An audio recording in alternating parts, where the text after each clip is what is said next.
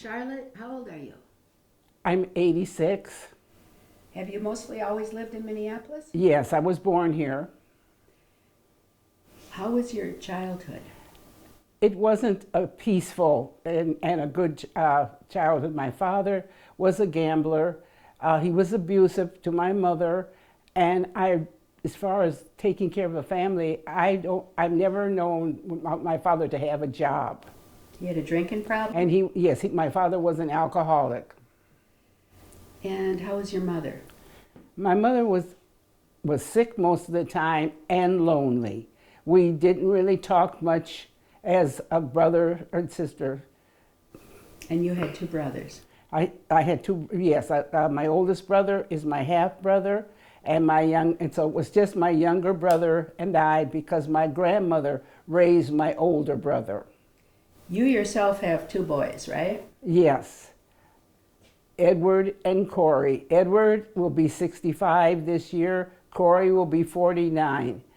Edward's husband, who is David Weller, is running for city council in the 10th district.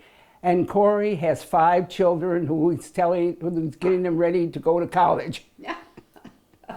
And you were very involved with it.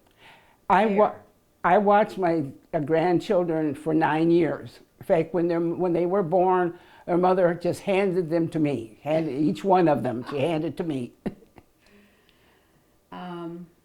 When you were growing up, did either of your parents go to church? No. What was your first experience with religion? When I was 10 years old, I lived off of Franklin Avenue near Franklin and Cedar. And the only time that we really had anything to do with a church was at Easter time. My brother and I would go to Bethesda Baptist Church for Easter baskets. We'd get the baskets and then leave. So that was the extent of my being active in any religion. And then you said something in the summer of 1945. In 1945, there was a house that sat off of Franklin Avenue, and I don't really know what these ladies did as far as the community, but every day they prepared a lunch and the children in the neighborhood could go to it. The main thing that I remember about that was, of course, the food, but there was a prayer that we said every day right at 12 o'clock, and I started calling it my Mary's prayer, but I believe it was the Angelus. Your mom died in May 1946. Yes, she did. And what happened then? Well, we ended up living with my grandmother because my mother became very ill, and for her to take care of. And that was just for a short time. That was just for a short time because we didn't stay there. That spring she died. That May, my mother passed away. And then you went to a home. Well, I've always wondered about when just before my mother died, my father told me that my mother had asked if she should die, because I believe she knew that because she was so ill, that we'd be raised Catholic. So shortly after my mother died, I ended up going to the St. Paul Orphan Society, and my brother ended up at the Catholic Boys Home, which is now called St. Joseph. So the St. Paul Orphan Asylum was run by the Sisters of St. Joseph, bless them. Were you happy there? Very happy. You said you thought Mary sent you there. I believe that Mary was my destiny, because everything that's happened in my life, as far as religion and being aware and wanting to be a part of something, all happened out of just me going to lunch and saying that one prayer that I really didn't even remember. I just remember that we said the prayer. So that's why I believe she's been my destiny for many years. So you went to the home when you were 12. How long were you there? 3 years. I left when I was 15. Were you happy there? I was very happy there. Why? Well, the nuns, I think as I was growing up, I've always felt that nobody really cared about me. The nuns cared about me, and I felt comfortable and I felt loved. And you made good friends. Oh, I have, yes, particularly 6 friends. And of the 6, my closest is a young lady named Connie Helfkin. Connie was 13 when I met her, and I was 12. And we've been friends ever since. In fact, she died 3 years ago. She was at Catholic Elder Care when she passed away.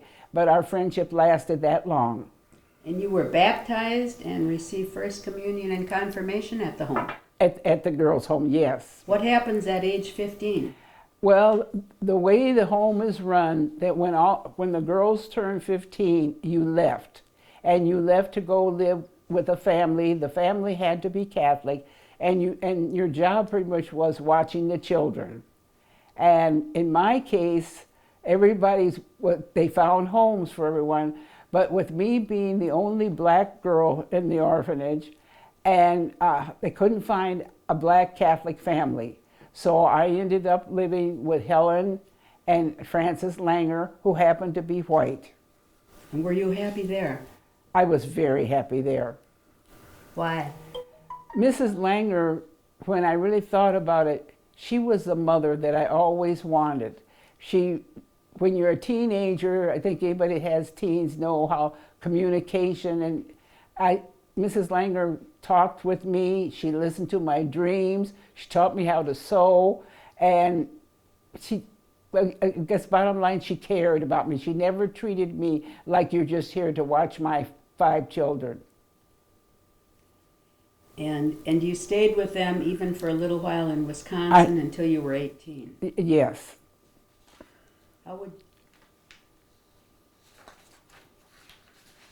And then you were on your own in Minneapolis. Yes. And you kept going to churches. I went to several churches. I really couldn't find where I was living was on Clinton, and down the street was the church St. Leonard's, and not too far away was Joan of Arc, and then on the other side was Holy Roses. I've been around Holy Rosary, so I've had a lot of choices. So I kind of just floated from one church to another until my oldest son was born. Your youngest? No, well, that's St. Leonard's when I started to go to St. Leonard's because of Edward. When did you come to St. Stephen's? When Corey was 5 years old, so that would be 1973. And he was. Why'd you come? Well, when at age 37, when I found out I was expecting a child, I kind of panicked, and I didn't know really what I was going to do. But and as far as religion was concerned, I wanted him to have something that took me a long time to meet people who really loved me, and I wanted him to find that. And I really lived in Incarnation's parish, but I didn't exactly care for Incarnation, so I ended up going over to St. Stephen's. And you got really attached there, and he went to school there. He went to school at St. Stephen's from 1st grade to 6th grade. And you tell me he had Sister Jackie, who rode a motorcycle as a teacher. Mary, I think it was Mary Peterson. Yes. And then he had Trudy for 5th and 6th grade. He had, yes, he did. And Trudy, she was more than just a teacher to him, because she happened to coach the boys' basketball team. So she was never really his teacher, she was his coach. You were in a miserable marriage when you came. Very miserable. In fact, I decided after a few years that you don't marry somebody that you think you can change. And you said something about St. Stephen's wrapping you in a blanket.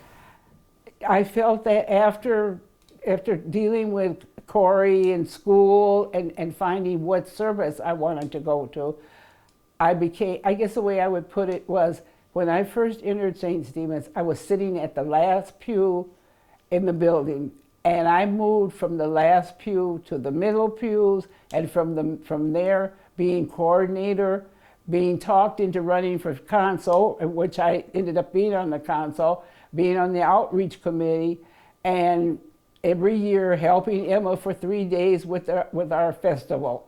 You got really involved. Yes, I did. And then that's because I've always felt, after I moved a little bit further and got a little more comfortable, that I was being wrapped in a protective blanket. Can you just say a little bit about how you felt when I read that second reading before Jesus to you? You know, I think all of us know when we've either read or seen something, either television or movie, that touches you. You feel it inside. I think when people say, well, they get goose pimples or the hair on their arms. Well, that's how I felt when Mary read that. And it brought back another memory when I felt the same way too, also about a song, Mary, Did You Know? So I felt it. So Mary's still with you. She's still with me. She's still guiding you. In fact, I didn't realize, I think when you talk about church, we do the things that we consider just habit. So I didn't start really thinking about how important Mary was in my life until I started talking to Mary Wilmoth. Thank you, Charlotte.